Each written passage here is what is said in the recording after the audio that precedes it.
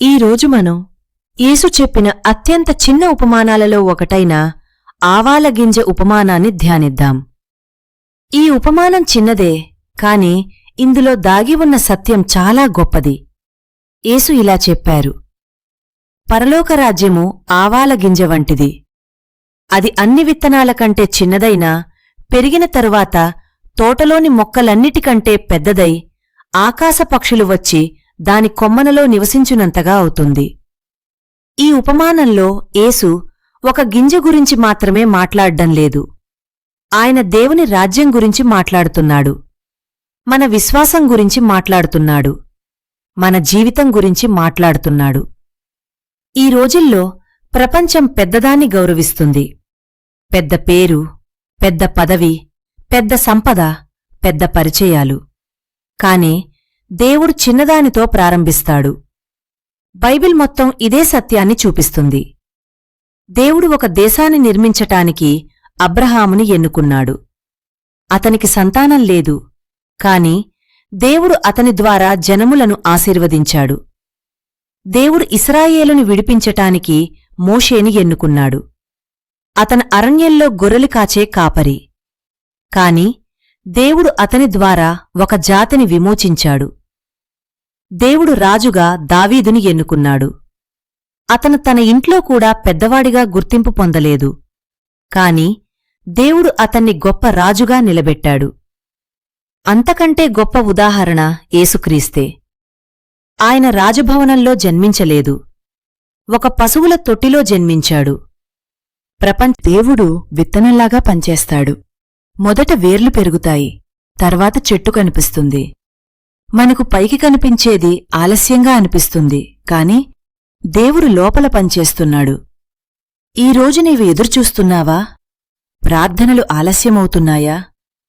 ఎవరూ నిన్ను గుర్తించట్లేదా? గుర్తుంచుకో, నీవు పాతిపెట్టబడలేదు, నీవు నాటబడ్డావు. నాటబడిన ప్రతి విత్తనం ఒకరోజు తప్పకుండా పైకి వస్తుంది.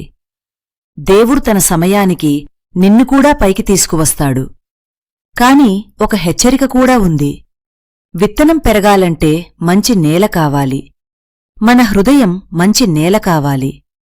చేదు, అసూయ, గర్వం, క్షమించలేని మనసు, లోకాసక్తులు ఇవన్నీ కలుపు మొక్కలు. వాటిని తొలగించాలి. ప్రతిరోజూ దేవుని వాక్యంతో మన హృదయాన్ని నింపుకోవాలి. ప్రార్థనలో నిలవాలి. ఆరాధనలో జీవించాలి. ఎందుకంటే పెంచేది దేవుడు, కాపాడేది మనం. ఆవాల గింజ పెరిగిన తరువాత యేసు ఒక గొప్ప విషయం చెప్పారు. ఆకాశపక్షులు వచ్చి దాని కొమ్మలలో నివసిస్తాయి. దాని అర్థం ఏమిటి? దేవుడు నిన్ను కేవలం నీకోసమే ఆశీర్వదించడు, ఇతరులకు ఆశీర్వాదంగా మార్చటానికి ఆశీర్వదిస్తాడు. నీ కుటుంబం నీ ద్వారా రక్షించబడవచ్చు. నీ సాక్ష్యం ద్వారా ఎవరో క్రీస్తును తెలుసుకోవచ్చు. నీ ప్రార్థన ద్వారా ఎవరో బలపడవచ్చు. నీ జీవితం మరొకరికి నీడనిచ్చే వృక్షంలా మారాలి. అందుకే చిన్న విశ్వాసాన్ని ఎప్పుడూ తక్కువగా చూడకూడదు. ప్రారంభ సంఘం కూడా ఒక చిన్న గుంపే. వారికి డబ్బు లేదు, అధికారం లేదు, సైన్యం లేదు. కాని వారికి పరిశుద్ధాత్మ ఉన్నాడు. వారు ప్రపంచాన్ని మార్చారు. ఎందుకు? వారు దేవుడు నాటిన విత్తనం అని నమ్మారు. ఈరోజు అదే సత్యం. ప్రపంచం నిన్ను చిన్నవాడిగా చూడవచ్చు, కాని దేవుడు నిన్ను విత్తనంగా చూస్తున్నాడు. ప్రపంచం ముగింపును చూస్తుంది, దేవుడు ఆరంభాన్ని చూస్తాడు. ప్రపంచం బలహీనతను చూస్తుంది, దేవుడు భవిష్యత్తు పంటను చూస్తాడు. కాబట్టి ఈరోజు ఒక నిర్ణయం తీసుకుందాం. మన చిన్న విశ్వాసాన్ని దేవుని చేతుల్లో ఉంచుదాం. మన చిన్న ప్రార్థనను ఆపకుండా కొనసాగిద్దాం. మన చిన్న విధేయతను నిర్లక్ష్యం చేయకూడదు. ఎందుకంటే చిన్న గింజలో పెద్ద వృక్షం దాగి ఉంది. చిన్న విశ్వాసంలో గొప్ప అద్భుతం దాగి ఉంది. చిన్న అవునూ ప్రభువాలో ఒక తరాన్ని మార్చే శక్తి దాగి ఉంది.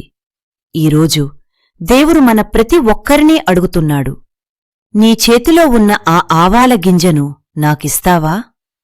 నీవు నీ చిన్న విశ్వాసాన్ని ఆయనకప్పగిస్తే ఆయన దానిని పెంచుతాడు. ఆయన దానిని ఆశీర్వదిస్తాడు. ఆయన దానిని అనేక మందికి ఆశ్రయమిచ్చే వృక్షంగా మారుస్తాడు. కాబట్టి సహోదరులారా, చిన్న ప్రారంభాలను తక్కువగా అంచనా వేయకండి. దేవుడు నాటిన విత్తనం ఎప్పటికీ వృధా కాదు. దేవుడు ప్రారంభించిన కార్యాన్ని తప్పకుండా పూర్తి చేస్తాడు. ఆయనకు మహిమ కలుగునుగాక. ఆమేన్.